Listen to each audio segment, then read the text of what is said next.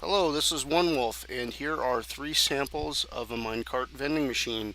I'm using power rails and pistons to manipulate my minecarts. So here we go. My first sample is pretty basic. Push the button, sends the minecart around, and a piston pushes out the next one. To get a better detail of it, the button activates a power rail sending the minecart around, and when the minecart goes around it hits this detector rail, activating the redstone wiring and turning on the piston. The piston then pushes the next minecart in the stack out to the collection point where you can open it up, put your stuff in it, and you push the button in the next one. So once you've filled up one of your mine carts, you push the button and the next one comes along and you fill that one up. I believe this particular system or setup design holds about 6 mine carts, including the one at the collection point. It has a few flaws to it. One being that if you don't already have a minecart ready to send off, it will never push the next one into the queue because the minecart has to hit the detector rail for the piston to open and push the next minecart. It also has a size issue. The higher the stack, the larger the footprint is going to be. So those are just a couple of flaws to it. Okay, here's my second design. I attempted to resolve one of the flaws with the first design, being that if you want to have a much larger stack, you have to make your footprint larger as well. So this uses a spiral staircase instead. Once again, it uses the same activation button, powers the redstone, the minecart takes off, travels down the track, hits the detector rail, and activates the piston. I don't know why I put the relay there, possibly to reduce the space, because if not, this is going to be a very big, it still is very big. And then I have a spiral stair step, power rails going all the way up. I can't put a power rail on a corner here. If somebody knows how to do that, send me a video response or something. Show me how to do that. And then when the cart reaches the top, it turns the corner, and drops down. So this is also a pretty simple design, nothing fancy about it, other than the fact that you can stack the minecarts as high as you want to. You could go up to 127 if you wanted. That would be an awful lot of minecarts. So that is my second design, both of which have several flaws. In my third design, which I attempt to resolve those flaws, and it gets very complicated from there. Okay, as the moon is setting, I'm going to demonstrate my third example.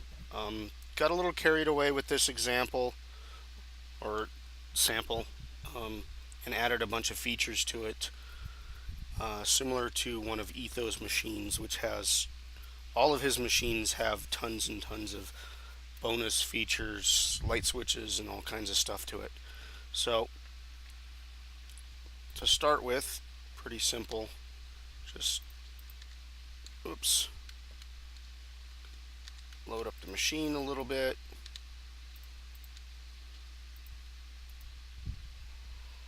similar to the old way.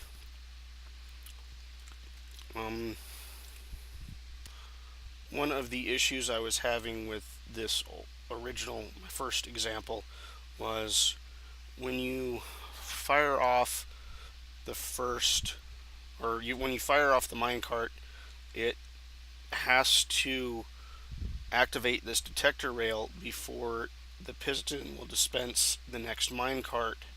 And if you don't have a minecart here, it will never activate the detector rail and won't dispense the next minecart.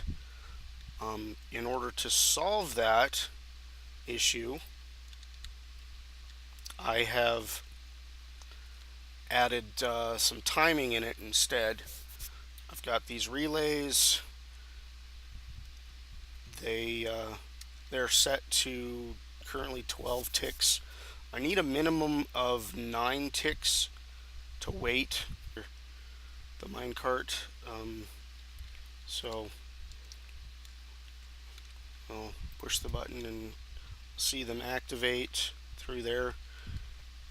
If I don't have these relays, I will show you what happens. It will fire off 2 minecarts at once, and both of them get shot off like that.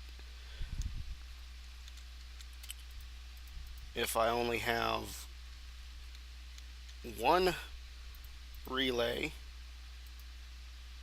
it does the same thing, just a little slower. So I need 2 relays set to maximum delay in order to wait for this power rail to shut off before dispensing the next cart. But just for fun, I like to have it set at 12. And there we go. Another issue that I tried solving with this third example was an overloading issue. If I stack too many carts up, it will cause problems, and carts will come back down the line and just become a big mess. So I'm going to try and overload this stack here to start with. So there we've got a full stack. We can actually put one more on there, and it sits in that slot right there.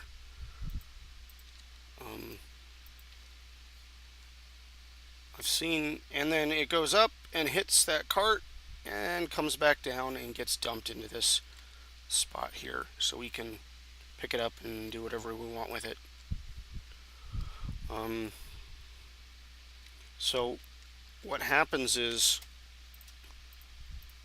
when the cart gets shot off, it goes up this track and hits this ledge and drops down onto this track, sends it up the stairs, and then when it can't go any further, it comes back down and it's sent off over here. So that is my overload protection system. And finally, the last feature that I felt was necessary in this vending machine is a vend and load option. To show you what's going on, my first example, you had to be quick when you loaded it. So you'd put a cart on there. Oh, I need to grab another cart. You'd send that one off, you'd quickly load the next one, and while that power rail was still powered, it would fire off the second cart, and you'd have to be fairly quick to load this machine up. So I've added on this machine an extra feature for loading. So I can place a cart on there, and it doesn't fire off the dispenser piston. And I can load another one, and as you can see, it doesn't dispense. So I can sit here and wait and check my inventory, and if I have to, rebuild a minecart while I'm waiting, and it will continue loading minecarts. Another thing I can do is put them on there and send them off, but that's just too much manual work. So automate it by having this lever here. If I switch it back to vend, now it'll spit out a cart, send it around, and then spit out the next one, and send that one around and spit out the next one. When it's in load mode, it won't do that. So let me demonstrate how that is working. Okay, when I push the button, it sends a signal down this wire through these relays down into this hole and up and over and around and through these other relays back to the piston. When the lever is in vend mode, in other words the lever is off, this redstone torch is active and it sends a signal down here through an inverter and leaves this piston off. When I flip the lever on, it turns this torch off and then turns this torch on. That is an inversion process, and that in turn turns on this piston. When this piston is turned on, it blocks the signal from this timer setup, so that whenever I push this button, all the button is going to do is activate the power rail and no signal gets through to the piston itself.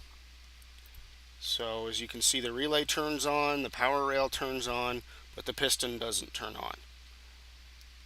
So that's my vend and load mode. Set it back to vend.